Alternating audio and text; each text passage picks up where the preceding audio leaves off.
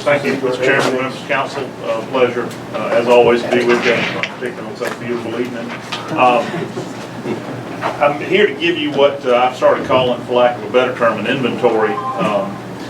We have, for the past 5 or 6 years, many of you will remember, I've been coming in usually on about a yearly basis, an annual basis, to talk to you about what tools you have in your toolkit as a county government to borrow money and finance the capital projects you need to finance.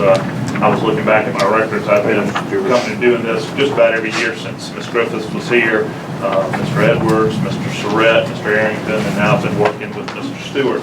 Basically, I think it's a matter of good practice and prudence. Every year, the council wants to know how exactly, what are the tools available, how exactly can we go out and borrow money for various projects, and which of those tools will suit those particular projects the best. I first started talking to you, gosh, about 4 years ago about potential ways you could finance a courthouse administration building, a large project. And so we've kind of winnow that down over the past couple of years, and we've been having conversations about what is the best mechanism to use to finance a $20, $30, $40 million courthouse project. What's being passed out to you right now by Mr. Stewart is an outline that I did, which I originally did back in 2013 when we first started talking about this. And the good news that I'm going to tell you tonight is the same 4 options you had available to you back in 2013, excuse me, you've still got available to you this evening. What I would like to do is go over those options, talk about the potential mechanisms you can use, those tools, take an inventory, if you will, of those tools that are available to you, give you a sense of what the legal structures are, and then turn it over to your financial advisor, these gentlemen here from First Prime Securities in Charlotte.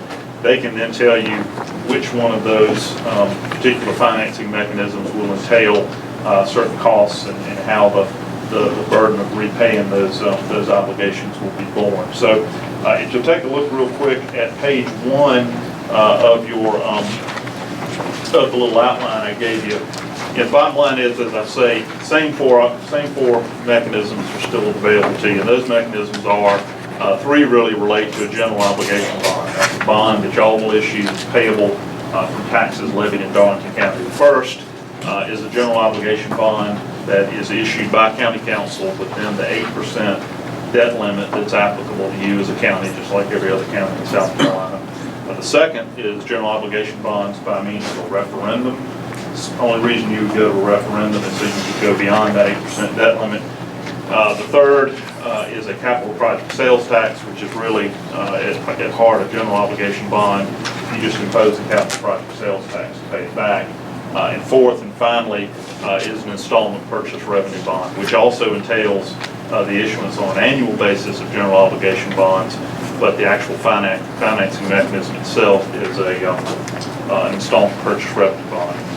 If you look at first on page 1, general obligation bonds within your 8% debt capacity, as y'all are aware, Article 10, Section 14 of the South Carolina Constitution says you can have outstanding at any one time general obligation bonds in an amount not exceeding 8% of your assessed value.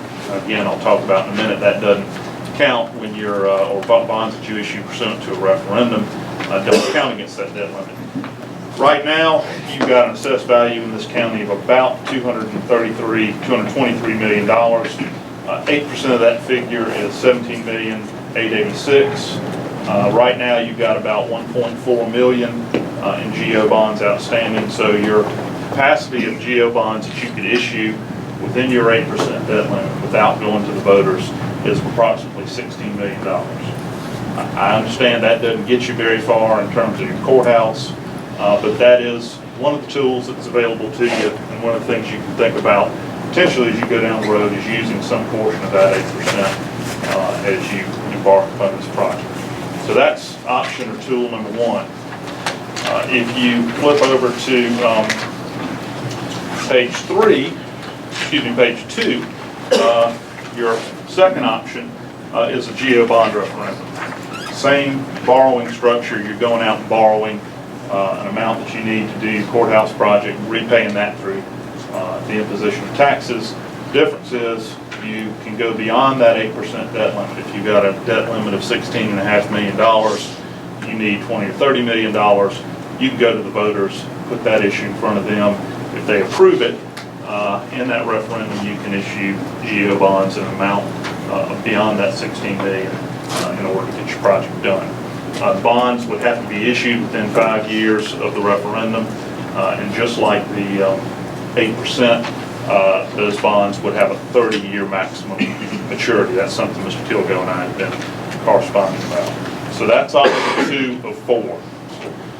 Option 3 of 4 is a county capital project sales tax. That is a sales tax that would be imposed pursuant to a referendum. It's a 1 cent sales tax. Would be on for 8 years. That sales tax would be used at the same time you had the sales tax referendum. You would also approve general obligation bonds that would be payable from the sales tax. So you would have a GO bond, you would have the credit, the low interest rate that would attach to GO bonds, but you wouldn't put on any property taxes. You would use the capital project sales tax to make those payments. This tax would be in addition to the tax that the school district currently has on. That's a 15-year tax. It will go off in March of 2032. So until then, if the voters were to approve this capital project sales tax, you would have 2 cents on in Darlington County. There's a procedure for doing that. We actually got a reasonable way down the road last year in this procedure, creating a commission, coming up with projects, and the county decided not to proceed last summer when we were doing that, but the procedure is pretty straightforward. I will note that the capital project sales tax has been used by counties a good bit. Florence has been real successful with it. Marion's been real successful with it. It's a good tool to utilize if you think it's the right fit politically.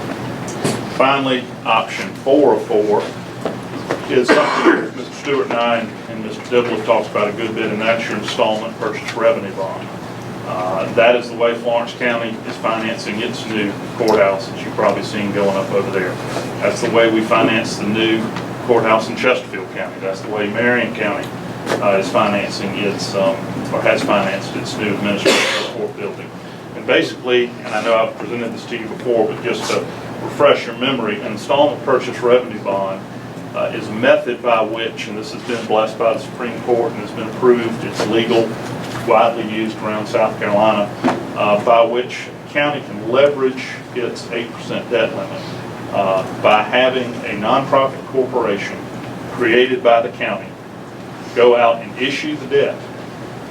A nonprofit corporation would hold title to the property, just like in Florence, just like in Chesterfield, just like in Marion, and other counties around the state. Hold title to the property, issue the debt, and then contract with the county to sell the project to the county.